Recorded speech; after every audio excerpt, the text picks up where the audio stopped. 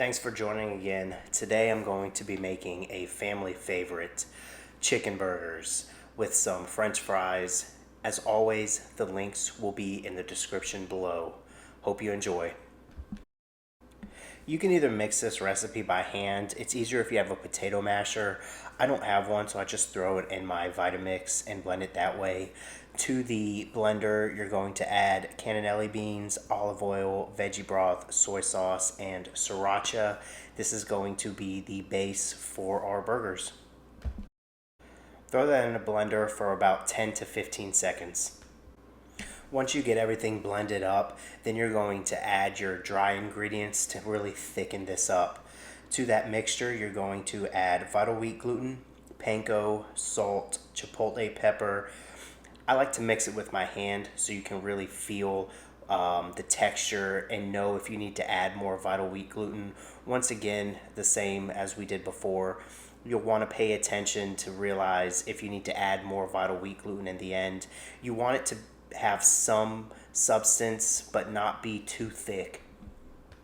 Now you're going to make your burgers. Grab about a handful of the mixture, rub it together, pound it down. I doubled mine, so when I finished I had about 8 burgers. If you use a single recipe, it should definitely yield you 4 at the minimum. Whenever I make this recipe, I have to make my copycat Zaxby's sauce to go with it. To make this, we need mayonnaise, ketchup, molasses, garlic powder, Worcestershire sauce, lemon juice, and pepper. Throw that into a bowl, whisk it together, and this is essentially identical to the Zaxby sauce you get at a restaurant. Now we're going to do the breading on our burgers.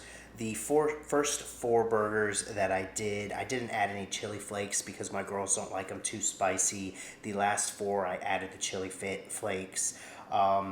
Really the breading is panko, breadcrumbs, chili powder, chili flakes. You're going to mash your patties into the breading and make sure you coat it well. Once you're done with this step, I just throw it in the fridge until I'm ready to cook these later on in the evening.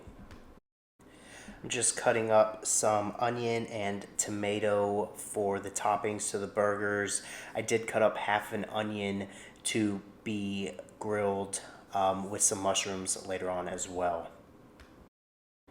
I'm seasoning my potatoes for my fries, and then I'm going to throw those in the air fryer for 28 minutes at 365 degrees. With my air fryer, I have to flip my trays halfway through. If you don't have that problem, lucky you. Throwing my patties in the oven for about 10 minutes at 415 degrees. Once that timer goes off, I'm going to flip those and throw those back in. My timer went off. I'm grabbing my burgers out of the oven, flipping those, like I said, throwing them back in for an additional 10 minutes to cook on the opposite side. French fries finished, gonna throw those in my bowl to cool down and serve with the burgers. I'm adding the onion that I mentioned earlier to some butter and garlic. Gonna get that cooked. Once those get cooked down just a little bit, I'm gonna throw in my mushrooms. So my burgers have cooked for 20 minutes at 415 degrees. I'm going to flip those, throw some cheese on them, and put them back in the oven for 5 minutes just to let that cheese melt really nicely on top. And here is the finished product. As you can tell, that cheese cooked perfectly on top, and burgers turned out fantastic.